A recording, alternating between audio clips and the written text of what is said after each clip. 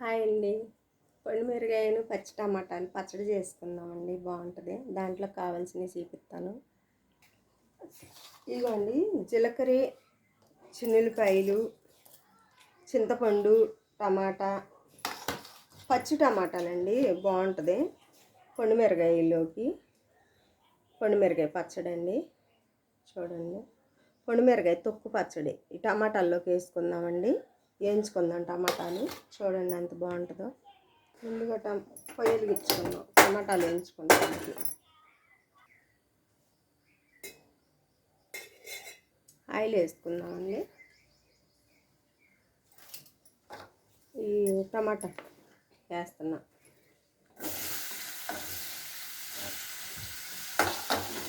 కొంచెంసేపు మగ్గాలి. చింతపండు కూడా వేయించాలండి టమాటాల్లో వేసేసి, లేకపోతే బాగుంది పచ్చడి, రుచి రాదు. పుట్టు పసుపు కూడా వేసుకున్నామండి. పొయ్యి కట్టేసుకున్నాం. డేగిని ఒక మిక్సీ జార్లో తీసుకున్నాం. ఆ మిక్సీ గిన్నెలో తీసుకున్నామండి, మిక్సీ పట్టుకున్నాం. ఎందుకంటే చెయ్యి నొప్పిగా ఉందండి, అందుకని నోరు లేక మిక్సీలో తీసుకున్నా. లేకపోతే రోటి పచ్చడి చేసేదాన్ని. కొంచెం చల్లారాలండి. చూడండి, తీసాను టమాటాలు దీంట్లోకి. టమాటా ముక్కలను చింతపండు తీసాను, వేయించి. చిన్నులపాయ రెబ్బలు, జీలకర్ర వేస్తున్నా.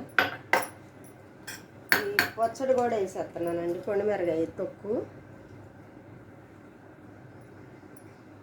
బాగుంటుందండి, వాటికి వేసుకోవచ్చు.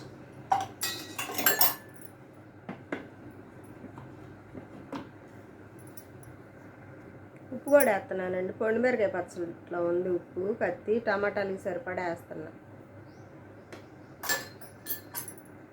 మిక్సీ పడదామండి.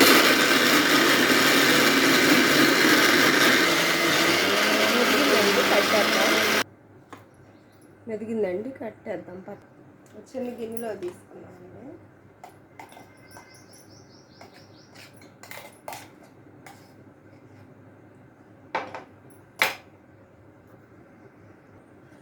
పొడిమిరకాయ టమాటా, పచ్చి టమాటా పొడిమిరకాయ వేసి పచ్చడి చేశానండి. చూడండి ఎంత బాగుంటుందో. అట్టుల్లోకి కానీ, ఇడ్లీలకు కానీ, అన్నంలోకి కానీ బాగుంటుందండి. మీరు కూడా చేసుకొని చూడండి. ఉంటానండి. మా వీడియోకి లైక్ కొట్టండి. ఉంటానండి. మీ ఫ్రెండ్స్కి షేర్ చేయండి. బాయ్ అండి.